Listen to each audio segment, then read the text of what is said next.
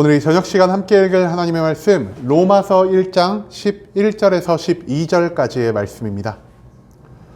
로마서 1장 11절에서 12절까지의 말씀 두 절밖에 되지 않아서 모두 다 한 목소리로 말씀 읽도록 하겠습니다. 로마서 1장 11절 말씀부터 다 같이 읽도록 하겠습니다. 내가 너희 보기를 간절히 원하는 것은 어떤 신령한 은사를 너희에게 나누어 주어 너희를 견고하게 하려 함이니 이는 곧 내가 너희 가운데서 너희와 나의 믿음으로 말미암아 피차 안위함을 얻으려 함이라. 아멘. 오늘 이 시간 우리는 함께 예배하는 이유라는 제목을 갖고 오늘 우리가 읽은 하나님의 말씀 함께 나누는 시간 갖도록 하겠습니다.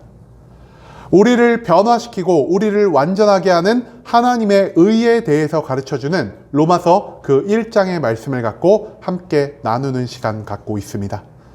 오늘 본문 말씀 가운데에서 우리는 사도 바울이 왜 로마 교회를 방문하고자 했는지에 대한 그 이유를 배울 수 있게 될 것입니다. 그렇다면 로마 교회를 향한 바울의 목적은 무엇이었는지, 그리고 그 목적 가운데에서 우리가 배울 수 있는 것은 무엇인지 오늘 본문 말씀 한 절 한 절 찾아며 함께 알아보는 시간 갖도록 하겠습니다. 먼저 본문 11절 말씀에서 성경은 이렇게 기록합니다. 내가 너희 보기를 간절히 원하는 것은 어떤 신령한 은사를 너희에게 나누어 주어 너희를 견고하게 하려 함이니.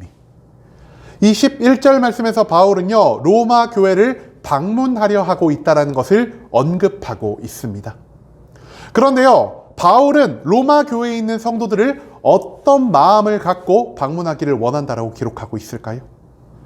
이 11절 말씀의 전반부를 보면은요, 내가 너희 보기를 간절히 원하는 것은이라 표현하고 있습니다. 한마디로 바울은요, 누구보다 간절한 마음을 가지고 로마 교회를 방문해 그곳에 있는 성도들을 만나고자 했다라는 것이죠. 그런데요, 이 간절이라는 것은 과연 어떤 의미를 갖고 있는 단어를 알 수 있을까요?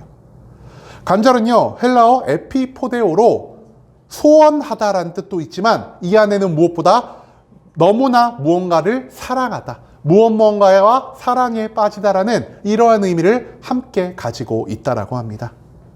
한마디로 바울은요, 자신의 특정한 유익을 위해서 로마 교회와 그곳에 있는 성도들을 방문하려 했던 것이 아닌 자기가 그들을 너무나 사랑하는 마음을 갖고 있었기 때문에 누구보다 그 로마 교회에 가서 성도들을 만나고자 했던 마음을 갖고 있었다는 사실을 우리가 이 11절의 전반부 말씀을 통해서 찾아볼 수 있게 된다는 것입니다.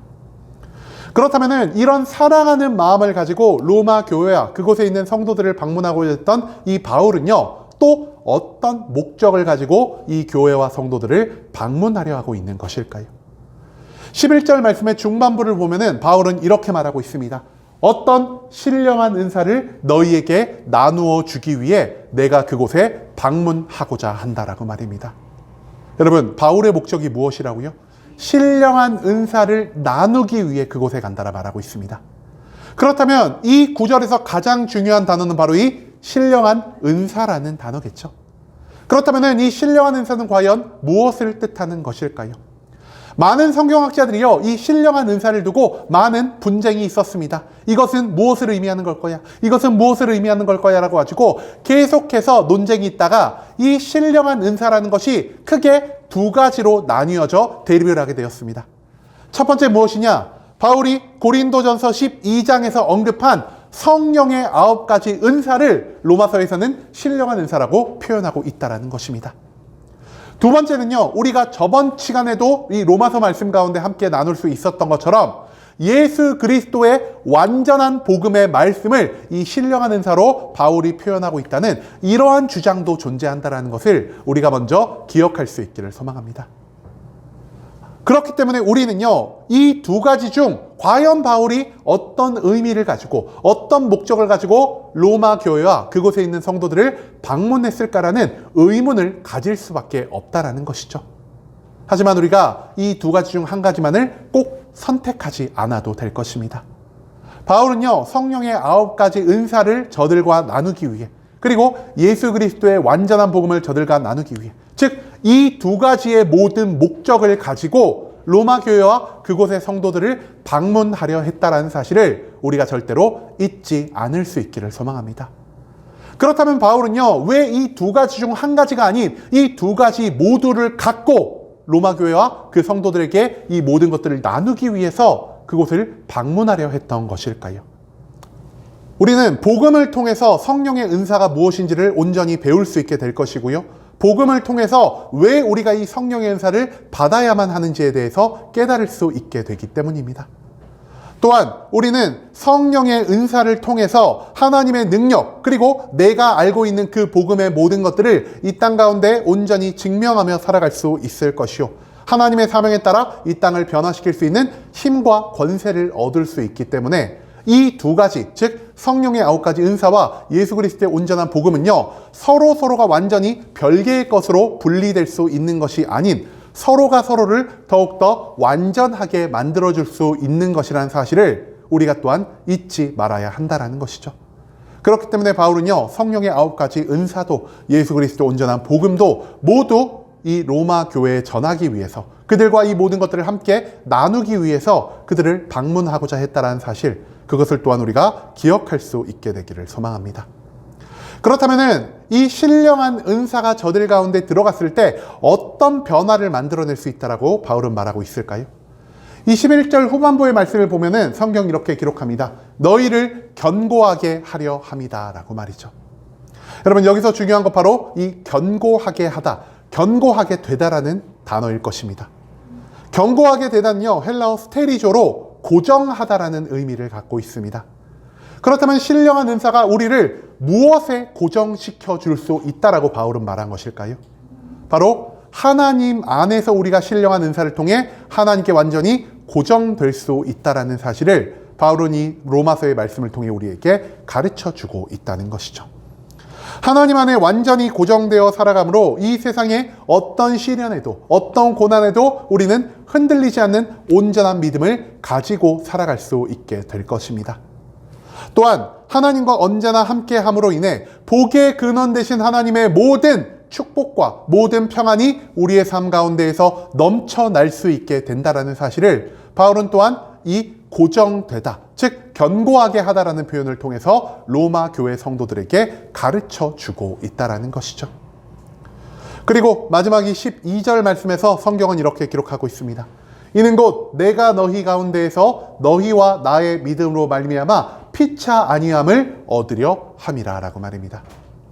그렇다면 바울은요, 로마 교회와 그곳에 있는 성도들을 단순히 사랑하기만 해서 그들을 방문하고자 했을까요? 물론 바울은요, 누구보다 그들을 사랑하는 마음을 가지고 그들을 방문해 바울이 가진 신령한 은사를 함께 나누고자 하는 목적이 있는 자였습니다. 하지만 우리는 이 12절 말씀을 통해서 바울이 그 교회와 그 성도를 방문하고자 했던 또 다른 하나의 이유를 찾아볼 수가 있을 것입니다. 이 12절 말씀에서 바울 무엇을 말하고 있냐? 너희와 나의 믿음으로 말미암아 피차 아니함을 얻으려 함이라. 여러분, 피차가 무슨 뜻입니까? 서로가 아니함을 얻으려 하기 위해서 바울이 그곳을 방문하고자 했다라는 것이죠. 아니함은요, 헬라어로 쉼파라칼레오라는 뜻을 가지고 있고요, 이것은 서로 위로하다라는 의미를 가지고 있습니다. 즉 바울은요, 일방적으로 내가 무언가를 베풀고자 하는 이 마음만을 갖고 로마 교회를 방문한 것이 아니란 사실입니다. 바울은 그들에게 하나님의 복음을, 그리고 성령의 은사를 전달함으로 로마 교회 성도들이 핍박 가운데에서도 하나님 한 분만을 온전히 바라볼 수 있는 강한 믿음의 힘과 능력을 공급해 줄 수가 있었을 것이고요, 로마 교회의 성도들은 바울에게서 배운 모든 은사와 모든 복음을 통해서 이 핍박과 고난 가운데에서도 나는 바울과 같이 기쁨을 잃지 않고 나는 하나님의 사명을 위해 매일매일 열심과 최선을 다해 살아갈 수 있다는 이 믿는 자의 모습을 바울에게 보여주므로 바울이 힘과 위로를 얻을 수 있게 만들어 줄 수 있게 되었다는 것입니다. 즉 신령한 은사는요, 누가 누구에게 베풀어주는 일방적인 방식으로만 움직이는 것이 아니라 신령한 은사를 함께 나눔으로 인해서 서로가 서로에게 도움이 되고 서로가 서로에게 힘을 주며 서로가 서로에게 위안을 줄 수 있는 놀라운 힘과 능력을 갖고 있다는 사실을 바울은 오늘 본문 말씀을 통해 우리에게 가르쳐 주고 있다는 것입니다. 여러분, 우리는요, 왜 지금 이 교회에 모이고 있고 왜 지금 이 교회에서 예배를 드리고 있습니까? 일방적으로 누가 누구에게 하나님을 배우기 위해서, 일방적으로 누가 누구에게 도움을 받기 위해서, 일방적으로 누가 누구에게 위로를 받기 위해서 우리가 이 자리에 모인다라고 생각하면 오늘부터 우리가 그 생각을 조금 변화시킬 수 있게 되기를 소망합니다. 물론 이 교회 안에서 한쪽이 다른 한쪽을 일방적으로 도와주는 일 충분히 발생할 수 있는 일입니다. 하지만 우리가 예배 공동체로 모이는 이유는요, 오늘 본문 말씀에서 바울이 강조한 것처럼 피차 안위하기 위함이라는 사실을 우리가 절대로 잊지 말아야 한다라는 것입니다. 내가 경험한, 그리고 내가 지금 겪고 있는 신앙생활의 모습이 상대방에게 힘과 위로를 줄 수 있을 것이고요, 상대방이 체험한 예수 그리스도가, 그리고 상대방이 가지고 있는 성경적 지식이 나에게 새로운 변화를 만들어낼 수도 있다는 사실을 오늘 본문 말씀에서 바울은 우리에게 가르쳐 주고 있습니다. 그렇기 때문에 하나님은요, 사도행전 20장 7절에서도 히브리서 10장 25절에서도 우리에게 무엇을 요구하고 계십니까? 너희가 항상 모이기에 힘쓰라라고 말씀하고 계신다는 것입니다.